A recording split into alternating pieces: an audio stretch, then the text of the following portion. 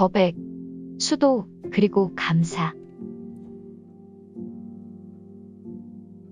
저는 입도 후 기도만 모시면 심하게 헛구역질을 했습니다. 때로는 진짜로 구역질을 했습니다. 혹시 모르니 병원에 가보라는 권유가 많았지만 왠지 모르게 정성 들이면 좋아질 것 같은 생각에 성각과 상의하고는 한복을 입고 축시기도를 모시기로 했습니다. 처음에는 힘들지 않게 정성을 들여 나갔는데 어느 순간부터 주문만 했다 하면 헛구역질을 심하게 해서 기도를 모시는 게 너무 힘이 들었습니다. 그렇게 정성을 들인 지 15일쯤 되던 밤에 집에 있는데 두통과 복통이 시작되었습니다. 물을 마시려고 냉장고 앞에 섰는데 갑자기 배를 칼로 찌르는 듯한 느낌이 들더니 걸음을 옮기기조차 힘들었습니다. 아파서 끙끙거리다가 정성이 끊어져서는 안 된다는 생각에 정신을 추스르고 포덕수로 갔습니다. 부복 자세로 있다가 기도 시간이 점점 다가옴에 따라 몸도 차츰차츰 좋아져서 기도를 잘 모셨습니다. 그리고 3일 뒤 기도를 모시는 중에 또 헛구역질이 올라올 것 같은 조짐이 시작되었습니다. 텅 빈 뱃속에서 무엇인가 나올 것처럼 느껴졌습니다. 그래서 마음으로 준비하고 있었는데 알 수 없는 무언가가 나오려고 하는 것을 잡아주고 막아주더니 그것이 거짓말처럼 사라졌습니다. 그 이후로 저는 병원 한번 가지 않고 몸이 좋아졌습니다. 헛구역질이 올라오지 않았고 남은 기간은 무탈하게 기도를 정말 잘 모셨습니다. 그렇게 시작된 정성으로 신기한 경험을 했습니다. 그 기간에는 도에 대해 의심을 하지 않았던 것 같습니다. 농가에서 추수한 후에 곡식 종자를 남겨두나니 이것은 오직 토지를 믿는 연고이니라. 그것이 곧 믿는 길이니라 라는 상제님 말씀처럼 의심 없는 믿음이었던 것 같습니다. 오히려 지금은 순수하게 믿는 게 어려운 것임을 깨닫고 그땐 그랬었지 하며 수도하고 있습니다. 한 번은 버스 안에서 문득 나 요즘 화를 잘 안 내네 라는 생각이 들었습니다. 저는 입도하기 전부터 아주 예민했습니다. 누가 저에게 지적하는 걸 견디지 못했고 대인관계가 원만하지 못했습니다.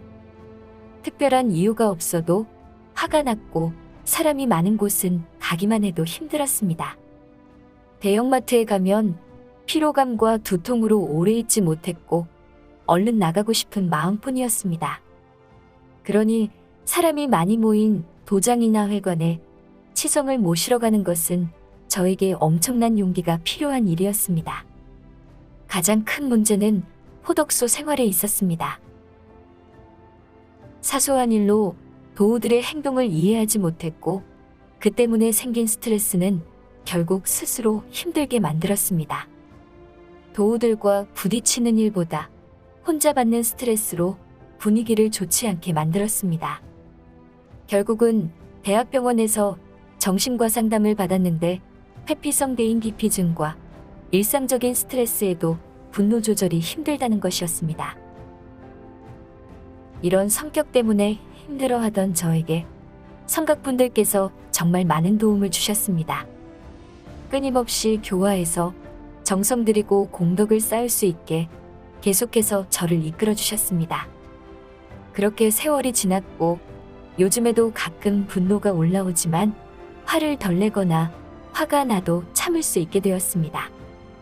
정신과 상담하고 약을 먹었을 때는 모든 의욕이 사라지면서 어떠한 감정조차 일어나지도 않았습니다. 그저 살아만 있을 뿐 기쁘지도 슬프지도 않은 영혼 없는 껍데기일 뿐이었습니다. 그래서 약에 의지하지 않고 상제님께 매달리기로 마음을 먹었습니다. 이런 결심하고 난 이후로는 감정이 올라올 때마다 이 모든 감정이 상대방의 탓이 아닌 나의 거백이라는 것을 인식하려고 노력했고 그때마다 성각을 찾아 모든 것을 털어놓으며 나를 바꾸고자 했습니다. 그 이후부터 점차 좋아졌고 몇 년 후 우연히 포덕수로 가는 길에 내가 정말 좋아지고 있구나 라는 것을 깨닫게 되었습니다. 그러다 보니 저절로 상제님께 감사한 마음으로 신고도 드리게 되었습니다. 성가께서 대순문예 공모전에 응모해보라고 하셔서 글을 쓰게 되었는데 이것이 저에게는 다시 한번 상제님을 순수하게 믿는 기회가 되었습니다. 그리고 잊고 있었던 크고 작은 감사함을 떠올리게 되면서 코로나19를 핑계로 해이해진 마음을 감사함으로 다시 채워 수도할 힘을 얻었습니다. 신체적으로나 정신적으로도 상제님의 은혜를 잊게 되어 감사합니다. 보훈상생하는 마음으로 열심히 수도하겠습니다.